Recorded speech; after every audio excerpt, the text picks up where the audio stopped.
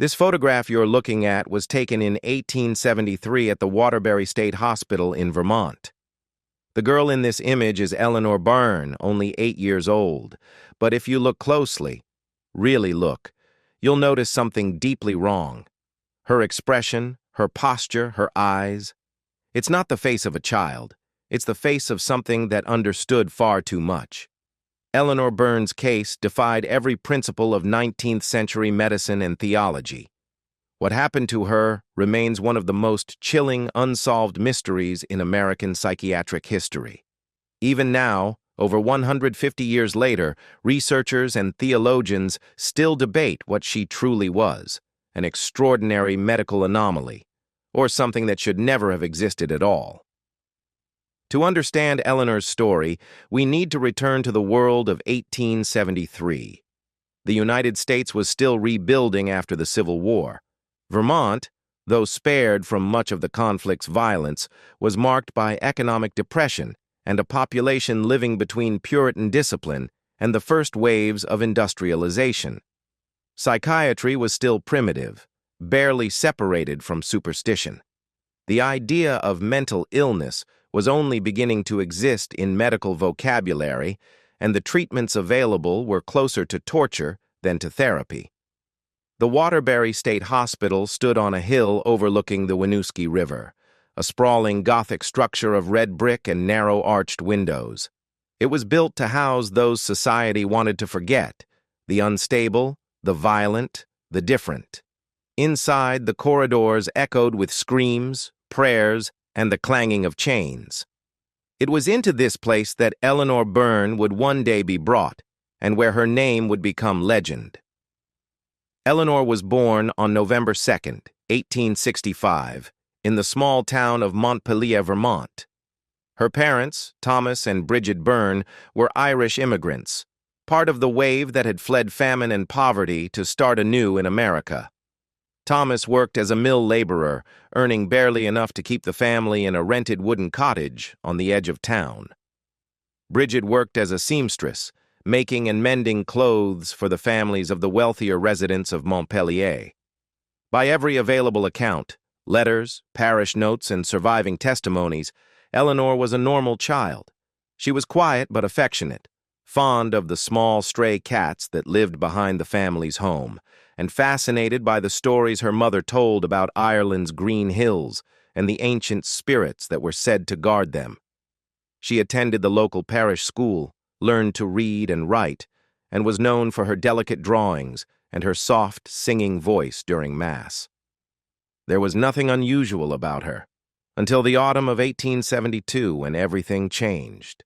On the morning of October 6th, Bridget Byrne woke to find her daughter sitting upright in bed, perfectly still, staring at the corner of the room. When she called her name, Eleanor turned her head slowly and asked, "Who are you?" At first, Bridget thought her daughter was joking, but Eleanor's expression didn't change. She looked around the room as if she didn't recognize it, as if she'd never seen it before. And when Thomas entered, Eleanor simply said in a flat, quiet voice, "You shouldn't have buried him near the river. The ground won't hold him long." Thomas froze. Because years earlier, before Eleanor was even born, he had buried his older brother, illegally, in a shallow grave near the river after an accident in the mill. No one knew about it except him and the priest who had heard his confession. That was the first sign. Over the following days, Eleanor's behavior grew stranger. She spoke less, but when she did, her words carried a weight that terrified her parents. She began using phrases in Latin, a language she had never been taught.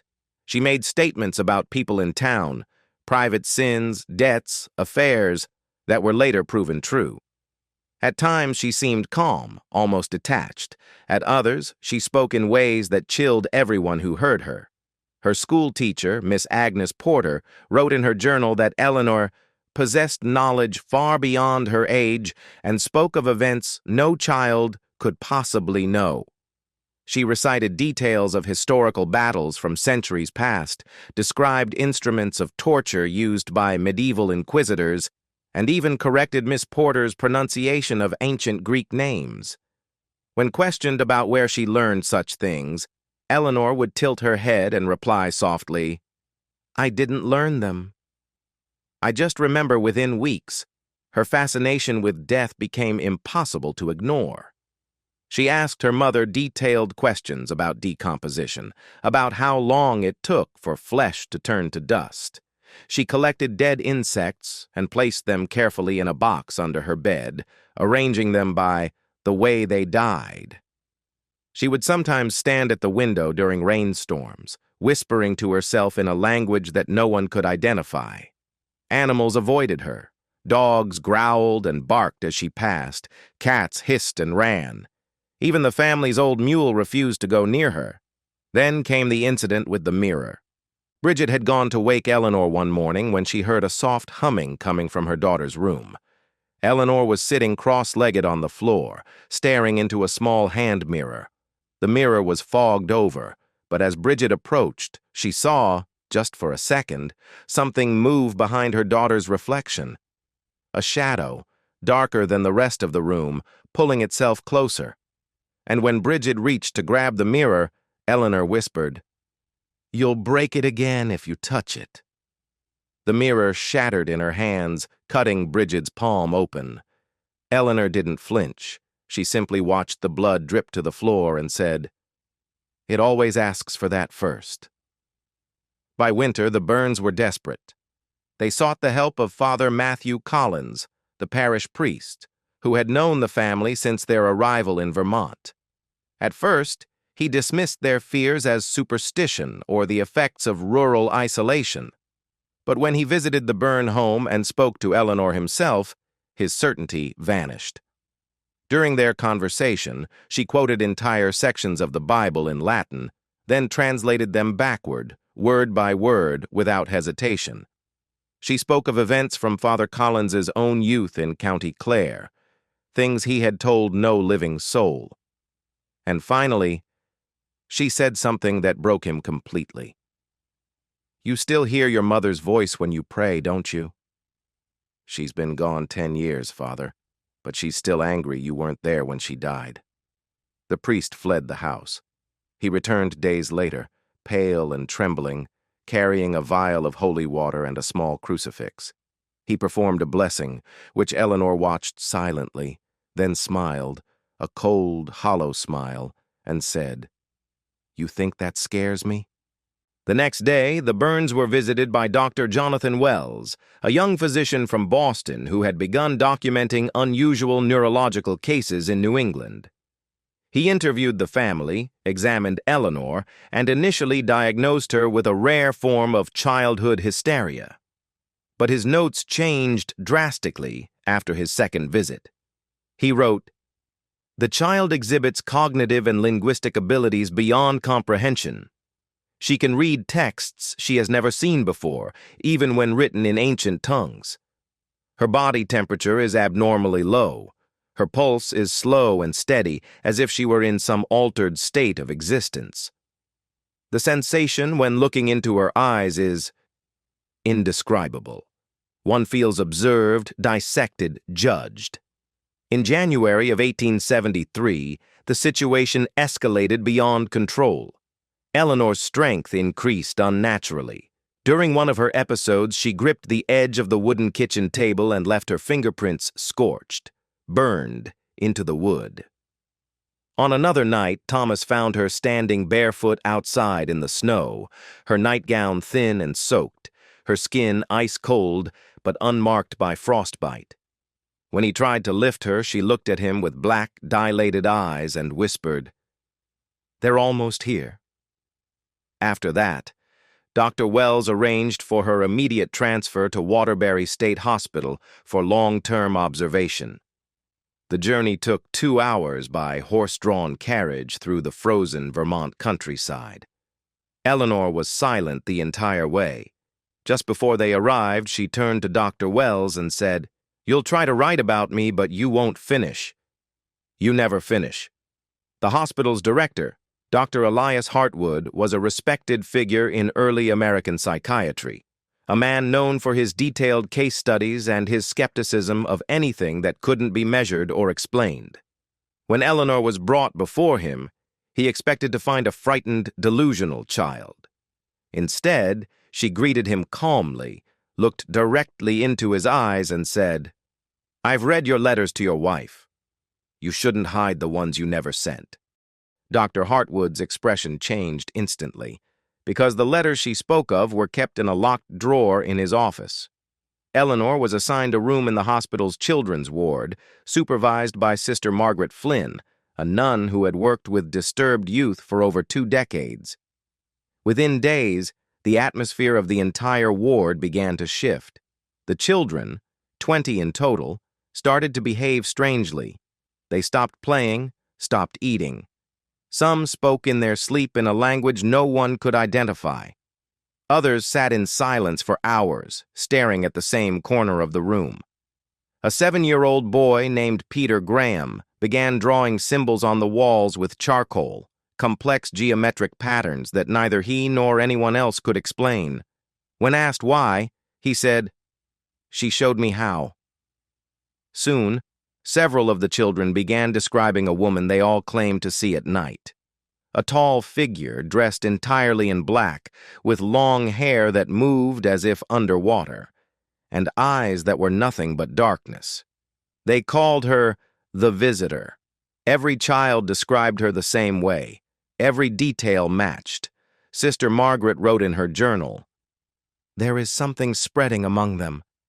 It is not disease, it is not imagination. It is as if the girl carries a silence that infects the others." By February, Dr. Hartwood decided to move Eleanor into an isolation chamber for observation.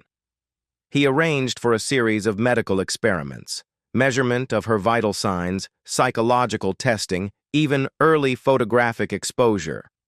When the first photograph was taken, the image revealed something disturbing. Eleanor's outline was visible but faint, as if the light refused to touch her completely. Behind her, a faint second silhouette appeared, distorted, feminine, and far too tall. The photographic plate was immediately locked away. On March 1st, 1873, the hospital experienced what was later called the Waterbury event. At approximately 3:14 in the morning, every clock in the building stopped.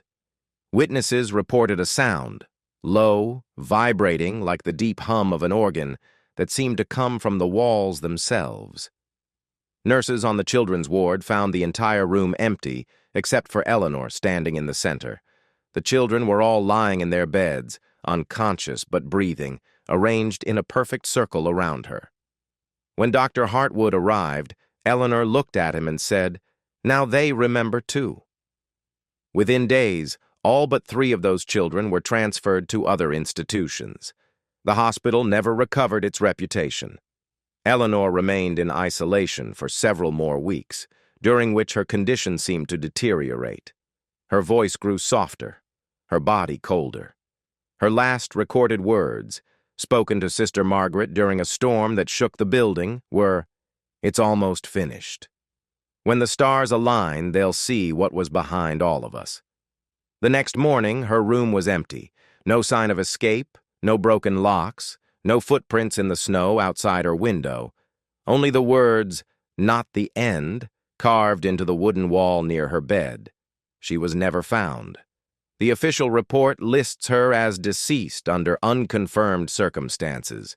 But the case of Eleanor Byrne became one of the most analyzed, feared, and suppressed files in the history of American psychiatry. Dr. Wells abandoned medicine soon after. Father Collins left the priesthood and disappeared into a monastery in Quebec. And Dr. Hartwood died a year later, found in his office beside the same photograph of Eleanor, his eyes wide open, his face twisted in silent terror. Today, the ruins of Waterbury State Hospital still stand on the Vermont hillside. Local residents say lights can sometimes be seen moving through the empty corridors at night. And if you walk close enough, you might hear a child's voice whispering from the wind, asking quietly, "Do you remember me?" Because the most disturbing part of this story isn't what happened in 1873.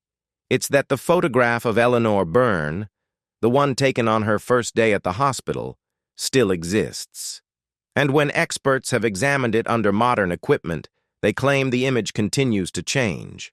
Subtle differences. Her eyes, her mouth, the faint growing outline of something standing just behind her. No one can explain it. No one ever has. If you've stayed with me this far, take a moment before you leave. Stories like this, real or not, remind us how thin the boundary is between science and something far older, darker, and patient. If you'd like to hear more forgotten cases like this one, leave a like, subscribe to the channel, and turn on notifications. Because the next story might be one history tried to erase and one you'll never forget.